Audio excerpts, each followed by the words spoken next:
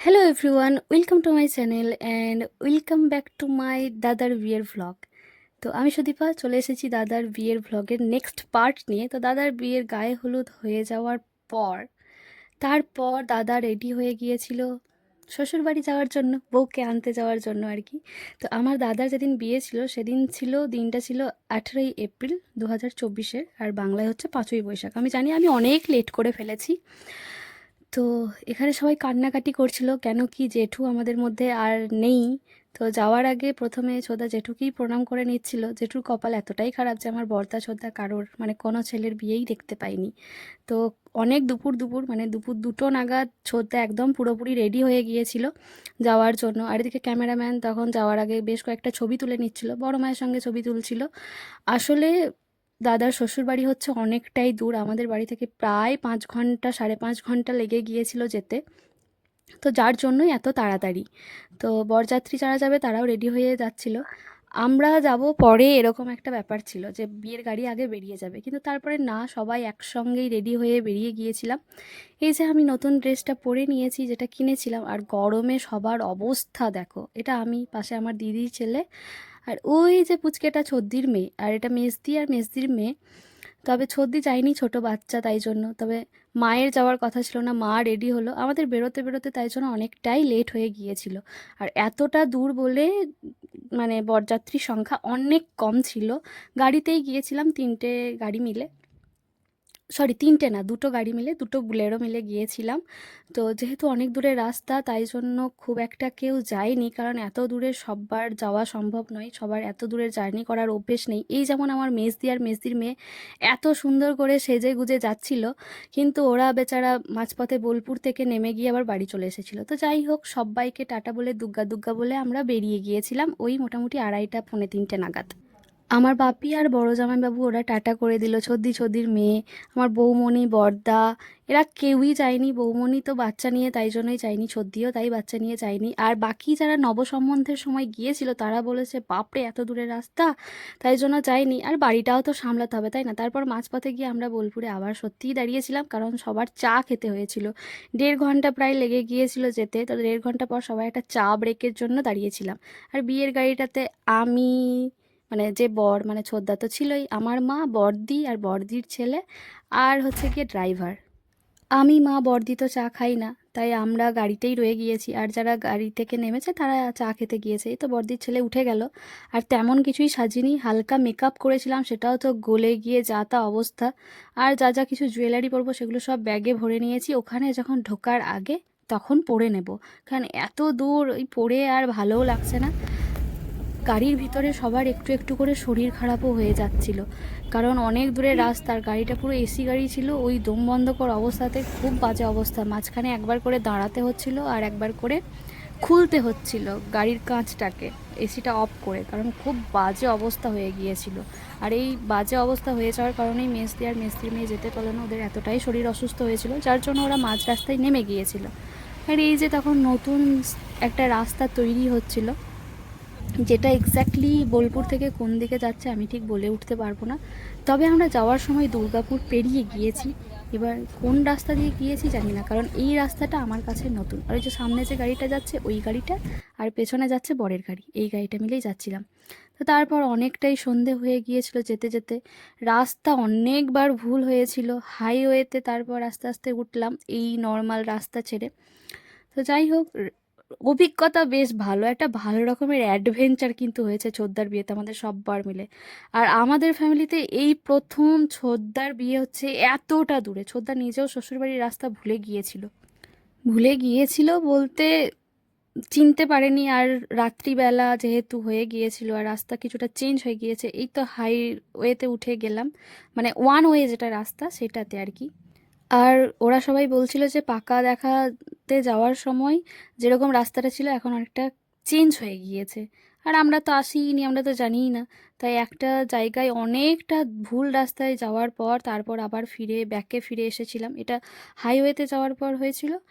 আর যখন হাইওয়ে থেকে আবার একটা অন্য রাস্তায় যখন গিয়েছিলাম বৌদির গ্রামের দিকে, মানে গ্রাম যাব সেদিকে, তখনও একটুখানি রাস্তা ভুলভাল হয়ে গিয়েছিল। তারপর যে মোড়ে মোড়ে পুলিশগুলো দাঁড়িয়ে থাকে তা বালির ঘাটে, তো সেই পুলিশগুলোকে জিজ্ঞেস করে তারপর আবার ঠিকঠাক যেতে পেরেছিলাম। বাবা, সে মারাত্মক অ্যাডভেঞ্চার ভাই। প্রথমে সবাই আমরা বলেছিলাম যে ট্রেনে নাচতে নাচতে যাব, তো ট্রেনে গেলেই বোধহয় ভালো হতো, কিন্তু ডিরেক্ট যেহেতু ট্রেন নেই তাই জন্য এই অবস্থা।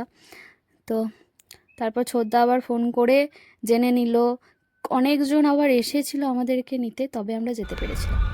ঠিক আছে, ঠিক আছে।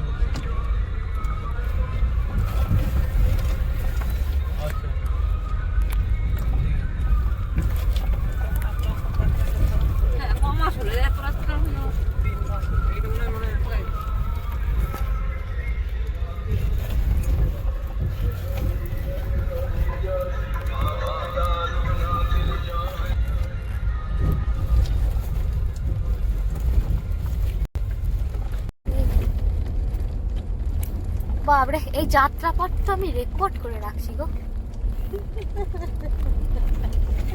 পূজা বলেছে দুইটা বিয়ে করাই ভালো, তার পূজারও এরকম বিয়ে না না, আর আমি বলছি না দুইটা বিয়ে করা ভালো। এইরকম যদি এত সুন্দর মোলায়েম রাস্তা হয়, হেলে দুলে গায়ে আরাম হবে। একটা কথাই আমার মনে পড়ছে, আমি হেলে দুলে যাবো। সরি, ধান নাকি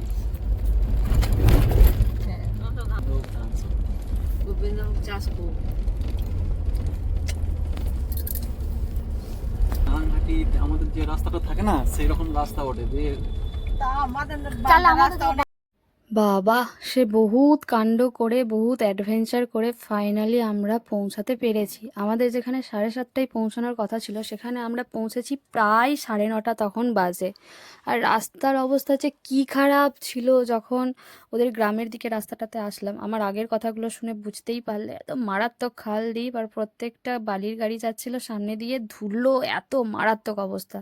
যাই হোক, বর আসার পর বরকে বরণ না করে প্রথমেই নিয়ে যাওয়া হচ্ছিল মন্দিরে। এটা বৌদির ভাই যে চেপেছে আমাদেরকে রাস্তা দেখিয়ে দেখিয়ে নিয়ে যাবে, কারণ ওদের এখানে নিয়ম আছে যে প্রথমে বর, ওদের একটা মন্দির আছে মা দুর্গারই কোনো একটা রূপ, নামটা এই মুহূর্তে মনে নেই, তো সেখানে গিয়ে ওখানে প্রণাম করে। সবাই ওখানে যায়, মানে বর ওখানে যায়, তো বরের গাড়িতে আমরা যেহেতু ছিলাম তাই আমরাও যাচ্ছিলাম। তো তারপর সেখান থেকে ছোদ্দাকে পালকি করে নিয়ে আসা হয়েছিল নাচাতে নাচাতে, তারপর পালকি থেকে বরণ করা হয়েছিল। এদের এরকমই নাকি নিয়ম আছে। আর যেহেতু দাদার বিয়ে হয়েছে সেটা হচ্ছে বাঁকুড়া ডিস্ট্রিক্ট, ওখানে প্রত্যেকটা নিয়ম সম্পূর্ণ আলাদা। আমাদের বাড়িতে মানে আমাদের এদিকে যেরকম নিয়মকানুন হয়, ওদের ওদিকে নিয়মকানুন আলাদা। এই তো মন্দিরে চলে এসেছি, ভীষণ সুন্দর মন্দিরটা। তো এখানে আগে প্রণাম করা হবে, তারপর যাওয়া হবে।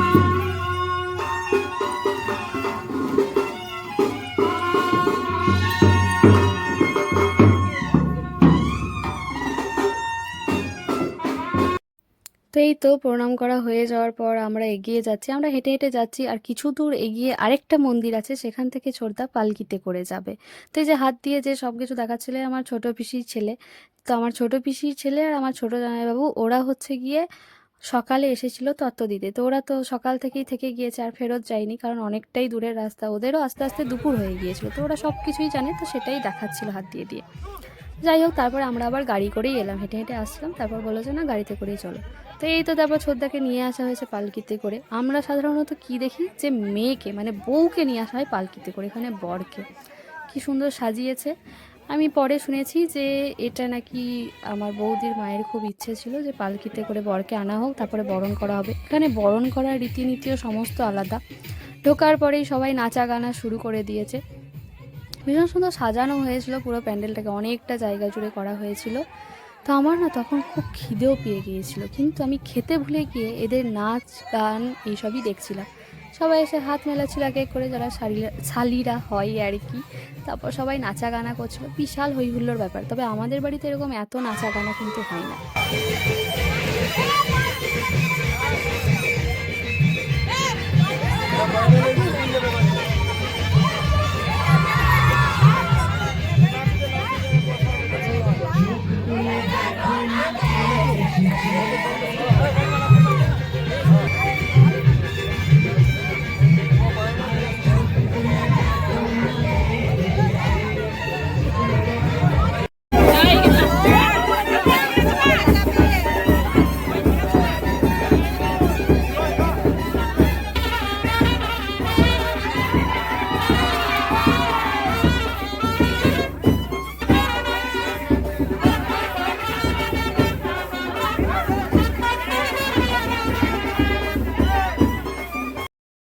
ছোটদা তো অনেকখানি লম্বা, তাই পালকিতে মাথা ঠেকে যাচ্ছিল, তাই ওরকমভাবে গুঁড়ি হয়ে থাকছিল। তো যাই হোক, বরণ করার আগে এখানে সবাই মিলে প্রচুর নাচছে। আর ওখানে কিন্তু আমার বৌদিও নাচছিল, যদিও আমি ভিড়ে অতটা ক্যাপচার করতে পারিনি। তারপর একে একে 3-4 জন মিলে বরণ করলো। বরণ করার পদ্ধতিও এখানে আলাদা, কত রকম কত কিছু দিল, ঘোল খাওয়ালো, মিষ্টি, আমরা জানি কি মিষ্টি জল খাওয়াই, তো এখানে একটা ঘোলের মতো শরবত বানিয়েছিল, যেহেতু অনেক দূর থেকে গিয়েছিলাম বলেই হয়তো। তারপর ওখানে সমস্ত কিছু রিচুয়ালস পুরো আলাদা, আমাদের এদিককার থেকে সম্পূর্ণ আলাদা। এই যেমন চোখে এখন কি দিচ্ছে, আগুনের তাপ নাকি, তারপর হচ্ছে গিয়ে কপালে কিছু একটা টিপ এরকম কিছু একটা দিয়েছিল, এই যে আঁচল দিয়ে কি সব করছে, যাই হোক এই সমস্ত কিছু আলাদা। তো এই যে ঘোমটা দিয়ে রয়েছে, এটাই হচ্ছে আমার বৌদির মা, মানে ছোদ্দার শাশুড়ি। তো অনেক শাশুড়ি, মানে যতজন শাশুড়ি ছিল সবাই বোধহয় একে একে খাইয়েছে।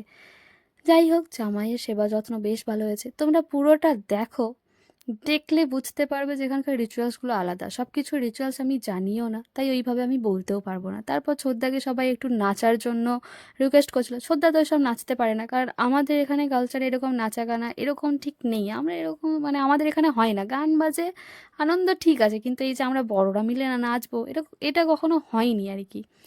তো যাই হোক, ছোদ্দাকে গোলাপ ফুল দেওয়া হয়েছিল, তারপর সবাই ডাকছিল যে জামাইবাবু এসো আমাদের সাথে নাচো।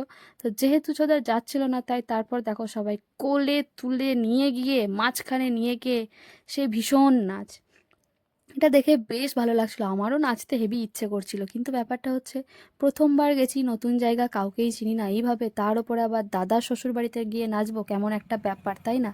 কারণ এর আগে তো কখনো নাচিনি, নিজের বাড়িতেই নাচি না, তো সেখানে দাদার বিয়েতে গিয়ে কি করে নাচবে। তো হ্যাঁ, দাদাকে যখন নিয়ে যাওয়া হচ্ছিল, তার আগে বৌদিকে এখান থেকে সাইড করে নিয়ে চলে যাওয়া হয়েছে, কারণ শুভ দৃষ্টির আগে তো একসাথে মুখোমুখি হতে নেই। তো যাই হোক, এইদিকে সবাই নাচা গানা করুক, তারপর আমরা আস্তে আস্তে এগিয়ে যাচ্ছিলাম ভেতরের দিকে, যেখানে বৌদি ছিল। এই তো গিয়ে বৌদির পাশে বসে পড়েছে তার একমাত্র ভাগ্নে কোলপাত্র।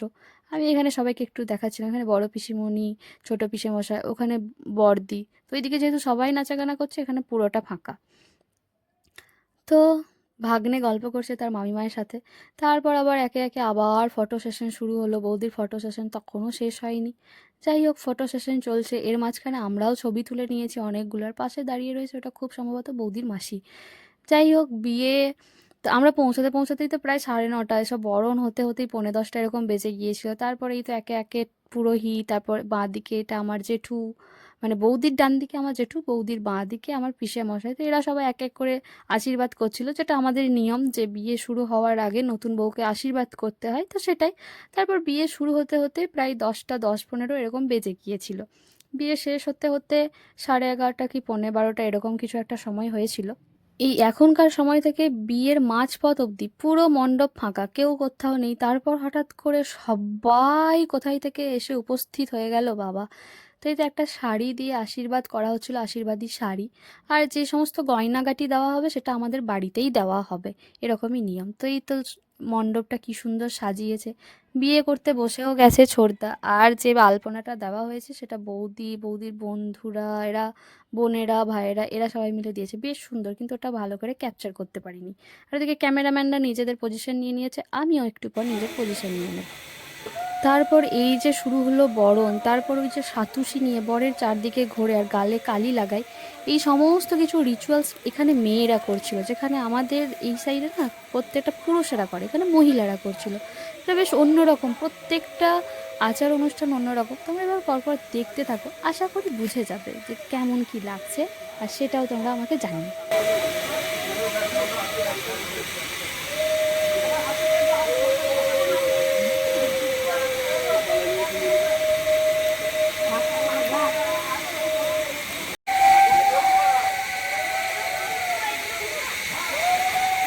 এখান থেকে আসবে আর এখানে আবার মেয়েরা করছে।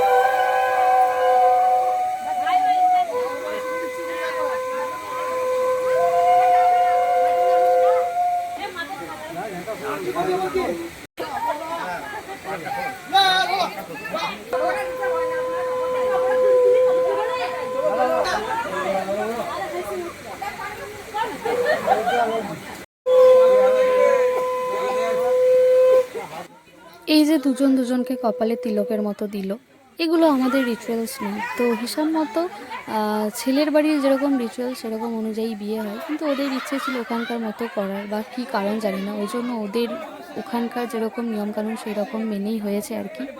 আর এই যে মালা বদলের সময় বৌদিকে সবাই তুলে দিয়েছে বা ছোদ্দাকে বলছে কী করে পড়াবে পড়াও, তখন আমাদের বাড়ির মানে ছোদ্দার বন্ধুরা, আমার জামাইবাবু দাদারা মিলে এসে ছোদ্দাকে তুলে দিয়েছে। দেখো আমাদের ছেলে বড় তোমাদের মেয়ের থেকে, আর ছোদ্দা তো এমনিতেই লম্বা, একটু তুললেই একদম প্যান্ডেলে মাথা ঠেকে যাচ্ছিল।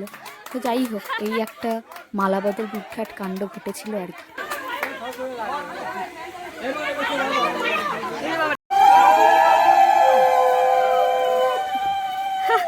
আমি এমন জায়গায় মরে গেছি, মনে হচ্ছে আর বাঁচতে পারবো না। সত্য ভামা হেমগিরি তনয়া সরস্বতী জহকন্যাদো ভাবন্তা সমুদ্রা বিজানি রেখরি কারতা দশদাস্তা সৌতমি ভক্তং উত্তরাভং জগত্তরানি মহেন্দ্রস্য সহ।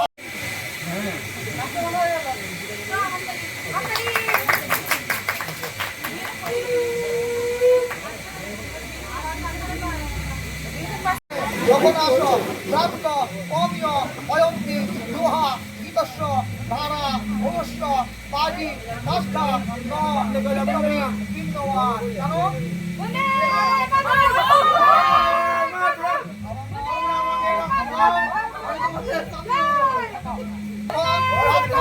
যখন আসো প্রাপ্ত বাজি কাষ্ঠা বিন্দু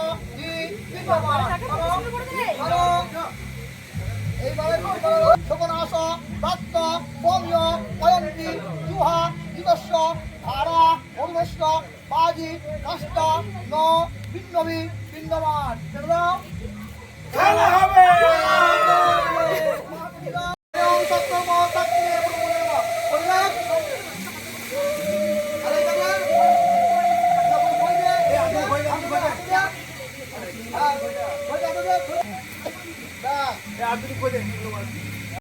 এই তো বিয়ে মেটার পর সমস্ত কিছু হয়ে যাওয়ার পর আমরা প্রায় 12টার সময় তখন আমরা খেতে বসেছি, বরযাত্রীরা সব ফাঁকাই প্রায়, কিন্তু জেঠু পিসেমশাই এদিকে বসলো, আর আমি, মা, বড়দি আর সৌরভ মানে বড়দির ছেলে একসাথে বসেছিলাম 4জন মিলে। আমার অবস্থা তখন খুব করুণ, কারণ খুব ঘুম আসছিল, আর এতটা জার্নি হয়েছে, আগে 2 রাত ভালো করে ঘুম হয়নি। তো রাত 12টার সময় তখন খাচ্ছি, এর আগে টিফিন খেয়েছিলাম, প্রচণ্ড খিদে পেয়েছিল আমাদের সবারই, তাই খেয়ে ফেলেছি। আর এই হচ্ছে আজকের মানে সেদিনকার মেনু, তোমরা দেখে নাও। আমি আর পুরো খাবার আর কিছু ক্যাপচার করিনি, কারণ তখন খেতে ব্যস্ত ছিলাম, খিদেও পেয়েছিল, ঘুমও আসছিল। তো যাই হোক, খাওয়া দাওয়ার পর তারপর আমাদের তো চারপাশটা দেখা হয়নি, তখন একটু চারপাশটা দেখলাম, বাইরেটা সুন্দর করে বেশ সাজিয়েছিল, এগুলো কিছুই আমাদের দেখা হয়নি, তখন পুরো ফাঁকা, কেউ নেই। আর ওই রাত 12:30 পৌনে 1টার সময় কেই বা থাকবে, চারিদিকে সব ফাঁকা, যে যেখানে পেয়েছে সে সেখানে শুয়ে পড়েছে।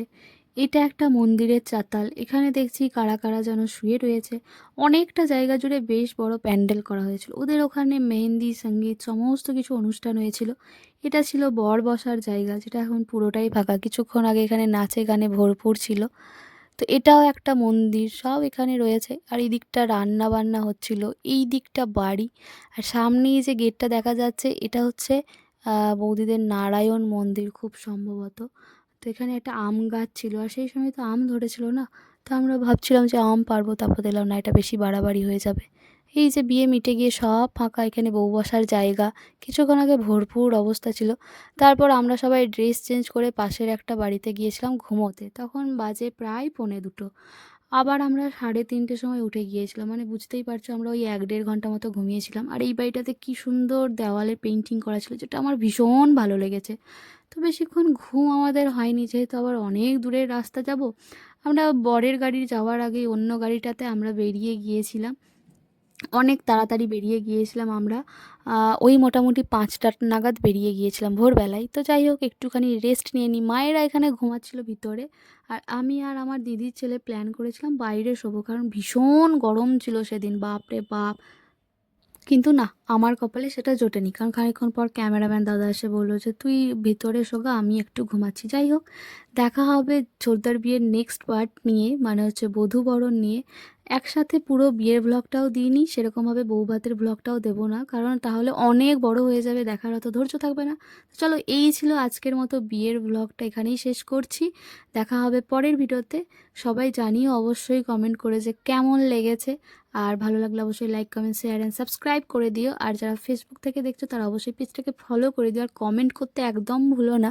আর যারা বড়রা রয়েছে আমার দাদা বৌদিকে আশীর্বাদ করে দিও যেন ওদের বিবাহিত জীবন সুখের হয়। চলো, আজকের মতো টাটা, রাধে রাধে।